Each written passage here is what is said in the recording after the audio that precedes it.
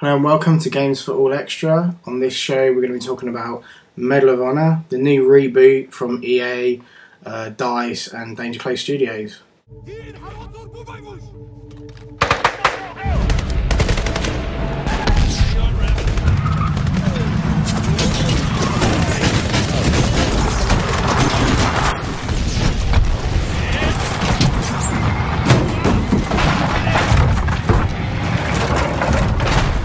Medal of Honor is a franchise that's been going for well over a decade now, and it's seen its transition from PC to console all the way through to even handheld versions of the game.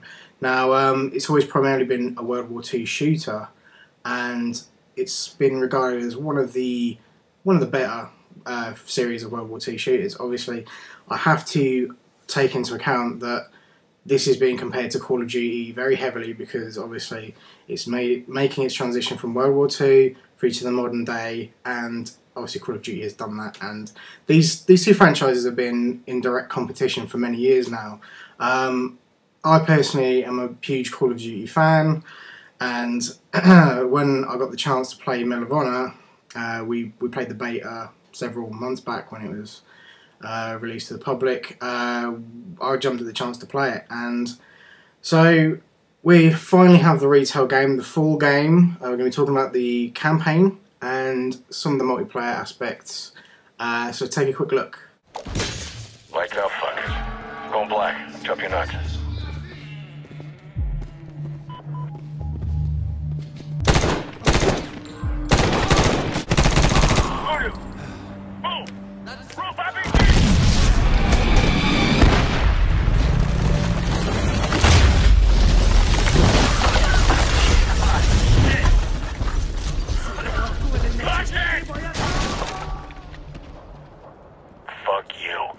Medal of Honor, for the most part, is fairly standard first-person shooter, I would say.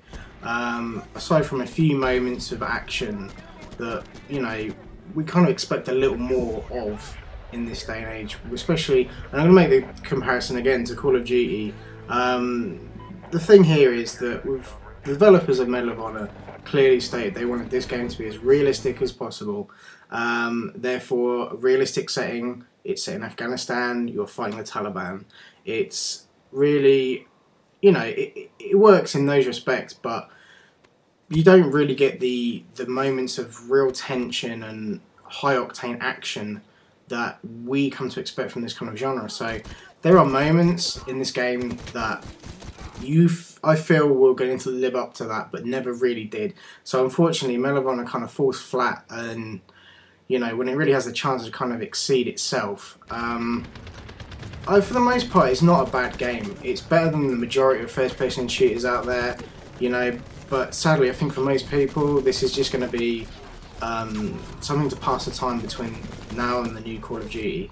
So, and, you know, it's a horrible comparison to make, really, but they've clearly stated, the developers of Medal of Honor have clearly stated that they are trying to get a piece of that kind of pie in a way that they can make a better modern war shooter, and they've attempted it, and unfortunately I didn't find it as entertaining as I'd like to. For the most part, like I say, it's fairly standard, almost boring in places I found it, but overall it's not a bad game. You know, I enjoyed the first mission. I enjoyed some of the vehicle stuff was pretty good. I enjoyed the helicopter gunship mission and the sniping mission. Some of that stuff was really well thought out, very well executed.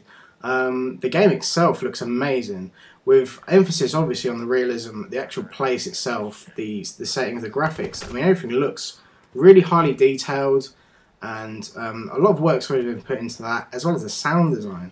Sound design in this game is ridiculously good. A lot of hard work's been put into that. Can't fault it there at all. So it looks and it sounds amazing.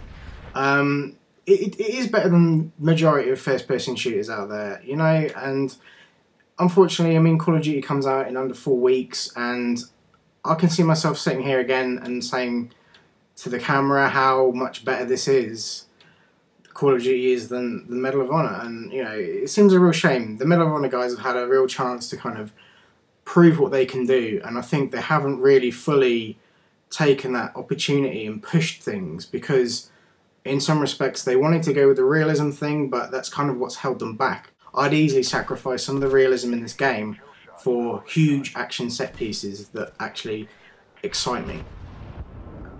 Medal of Honor is kind of a strange game in that it's been obviously widely publicised. There's been a lot of controversy because of the involvement of the Taliban in the game, but also because it's developed by two studios, published by EA, but the single player campaign is developed by Danger Close Studios, and the multiplayer side is developed by DICE, and therefore it's running on two different engines, I do believe. I think the single player campaign is run on the Unreal 3 engine. I noticed that sometimes there was a little bit of pop in here and there, which is very like Unreal.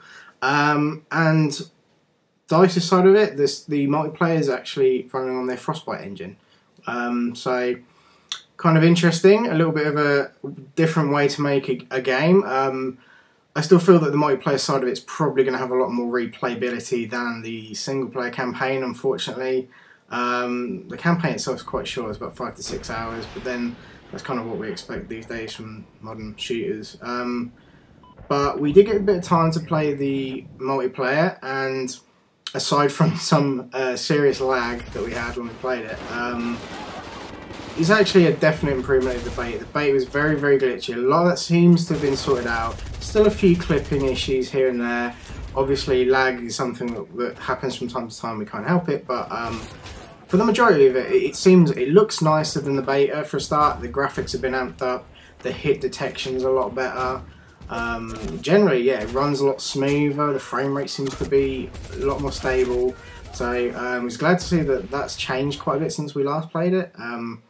So overall, I mean, it's not a bad package, really. I mean, you've got a pretty solid single player campaign and a pretty damn good multiplayer. So for the majority of people, this is definitely going to keep you busy for the next 4 weeks until Call of Duty comes out. If you're not a fan of Call of Duty, but you do like your first person shooters, I'd highly recommend Medal of Honor. But if you're like me, you play a lot of Call of Duty, unfortunately I think this game is going to disappoint you guys. So really sorry about that, but that's how I feel.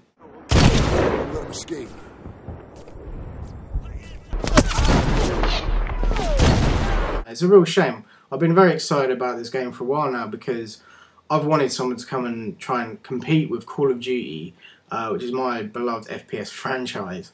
And, you know, I was kind of hoping they could do this. Competition is always a good thing, and, you know, it's going to push everyone to make better games each year.